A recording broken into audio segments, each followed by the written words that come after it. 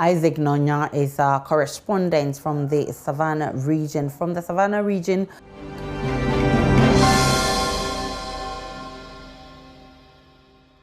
to Parliament as the committee probing the Sputnik vaccines contract prepares to submit its report this week. The majority is demanding that the committee's vice chairman, Mintah Akandoh, recuses himself for making judicial comments on the issue. Mr. Akandoh, whilst debating the mid-year budget review statement on the floor of the House, claimed the Health Minister, Menu, had paid 16 million Ghana cedis for the Sputnik vaccines. This is despite insistence by the Health Minister when he appeared before the committee that he hasn't paid any money. Vice Chairman of Parliament's Finance Committee, Patrick Yalbwama, told the House Mr. Akandoh's comments are prejudicial. He says Mr. Akandoh must step aside from the committee before its report comes to the floor. To investigate the matter and report to this House. To make comment on the Minister of Finance's statement, he's bringing his views on that committee to the floor, which is very dangerous, Mr. Speaker. Thank you. The outcome of that investigation. For a vice chair of that committee to say that prior to the production of the report of the committee, to make that comment that the minister did not follow the right procedures, which is a subject matter of investigation by the committee. That is my point, Mr. Speaker. I his views may form part of the report, but we deal with the decision of the committee, not individual views or comments.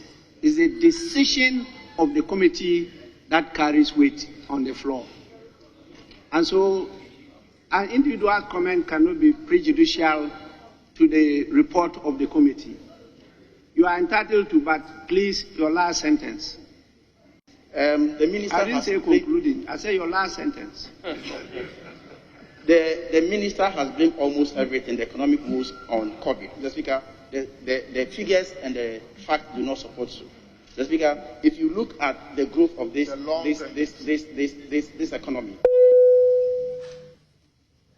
Let's get to our correspondent, Joseph Opoku-Gakpo, who has been on this beat for us. Opoku-Gakpo, what more can you tell us from Parliament with regards to the report of the committee that investigated the Sputnik V contract?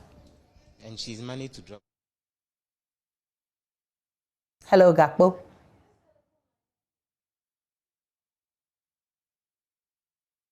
On in Parliament earlier today. Currently, the Minister for Lands and Natural Resources, Samuel Abu-Jinapor, is on the floor of the House. He's responding to questions having to do with illegal rosewood trade in the country. You recall a story about 5 containers of rosewood that were impounded at the Tema port sometime in June, and the concerns that came up that this was happening despite the ban that we know exists on the harvesting, export, and even transportation of rosewood. And the minister has been explaining that his ministry has been looking into that. They've gone ahead to fish out those involved. The owners of 4 out of the 5 containers have been identified, and the necessary processes will unfold in order to bring them to book. Not just that, he's also been indicating that when it comes to that specific containers of rosewood that were impounded, they will be donated to the National Cathedral Project, and that's what's also going to happen with regards to all other future illegal rosewood that will be impounded going forward. So the minister is still on the floor of the House. He's also been responding to questions as to how many rosewood salvage permits have actually been issued by government over the years, and he's been disclosing that more such permits have been issued during the time of the NDC administration, the previous NDC administration, than the current NPP administration.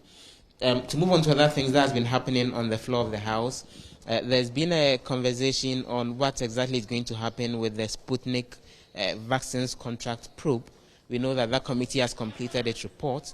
They were supposed to have submitted their report last week, Friday, but we're gathering that there are some concerns that have come up with regards to the final report that has been put together by the committee lead, which some of the minority MPs have concerns about, which is how come that issue is still outstanding. And so we're waiting for that to be resolved eventually, so that then that report can eventually come to the floor of the House.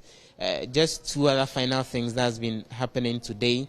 MPs have continued the debate on the mid-year budget review statement that was presented to Parliament, with a number of MPs, including the chairman of Parliament Environment Committee, that Dr.